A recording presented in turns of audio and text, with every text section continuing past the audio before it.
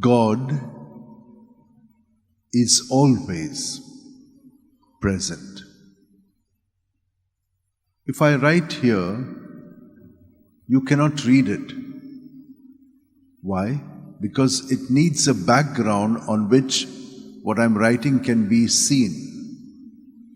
In that same way, the whole of creation rests on God's presence. God is present, and because He is present, we are present. Just like the board which is present makes what we write on it present. So God is always present. And He has made us present in Him because God has created us. We have come into being through Him, and nothing can exist without Him. But He has given us one thing, which is freedom. And that freedom is what we often use to do our own writing on ourselves, not on God. So we are secondary source, and we try to write things on our lives. And those things do not bring us happiness and joy because they are not in conformity with Him. And that's how we live in sin. And so God, though He had given us this freedom, He comes to save us from this same freedom that we use and make a mess of it.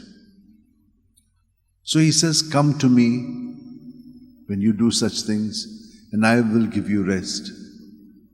Take my yoke upon you and learn from me, for I am meek and humble of heart."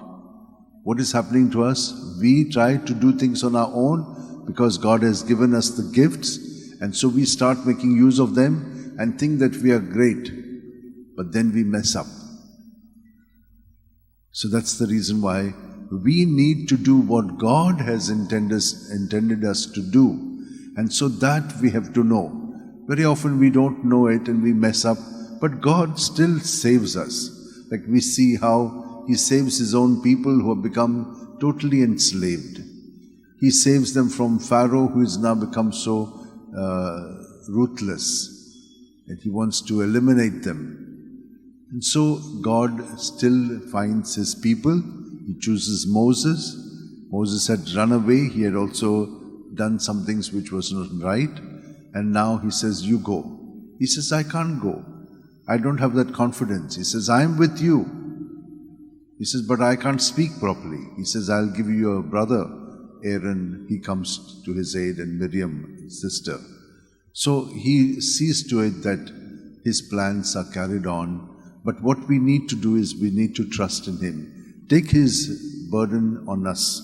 Take His yoke upon us and learn from me, for I am meek and humble of heart, and you will find rest for your souls. For my yoke is easy, my burden light. My dear sisters and brothers, let us allow the Lord's ways to be accomplished in us, just as Mother Mary did with her attitude. She says, "I'm the handmaid of the Lord. May it be done to me according to your word." Let's hold our hands like this, close our eyes, keep our backs straight, and experience Jesus with us at every breath. Our bodies cannot exist without this breath and cannot live. So it is on the foundation of the breath, that is God's presence, that we are. And so let us acknowledge it and allow Him to do that which He wants to do through us as unique cells in His body. Thank you, Lord. May we remain always in the grace that you have given us, constantly aware that without you we can do nothing, but with you all things are possible.